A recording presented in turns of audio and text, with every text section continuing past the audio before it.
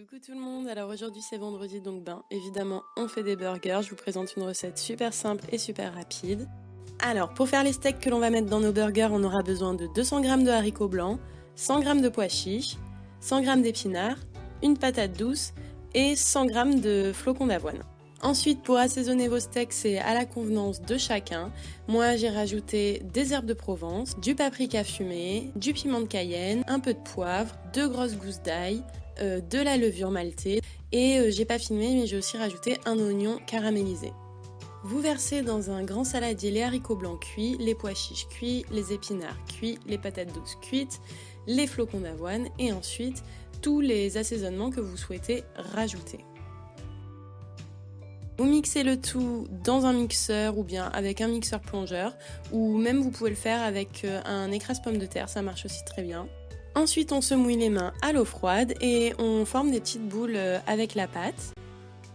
Vous les déposez sur une plaque allant au four avec de préférence du papier cuisson pour pas que ça accroche.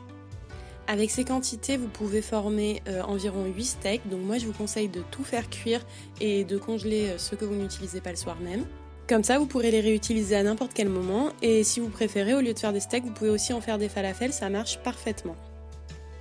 Une fois que vos boules sont formées, vous pouvez les aplatir avec la main pour leur donner une forme de steak. Alors elles vont s'agrandir encore à la cuisson, donc ne les faites pas trop grandes.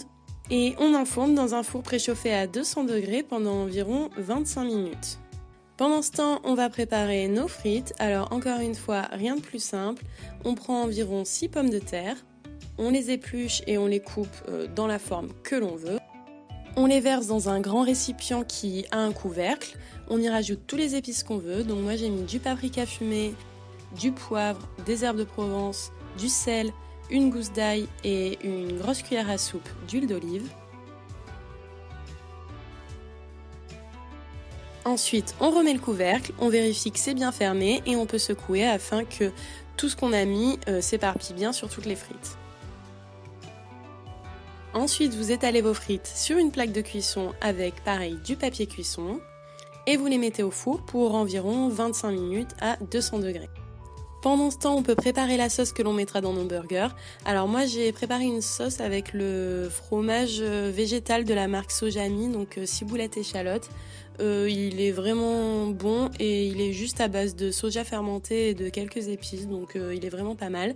Mais vous pouvez utiliser n'importe quel fromage végétal qui vous plaît. Comme il est un petit peu épais, j'ai rajouté dedans environ 2 cuillères à soupe de yaourt de soja. Étaler cette préparation sur des pains à burger, donc un pain à burger sur 2 que l'on trouve dans le commerce sont vegan, donc il faut juste faire un petit peu attention. J'ai rajouté de la salade, mes steaks et j'ai mis également de la moutarde. Une fois que votre burger est prêt, vous pouvez le remettre un petit peu au four pendant environ 5-10 minutes afin que le pain chauffe et que le fromage végétal fonde un petit peu. Et voilà,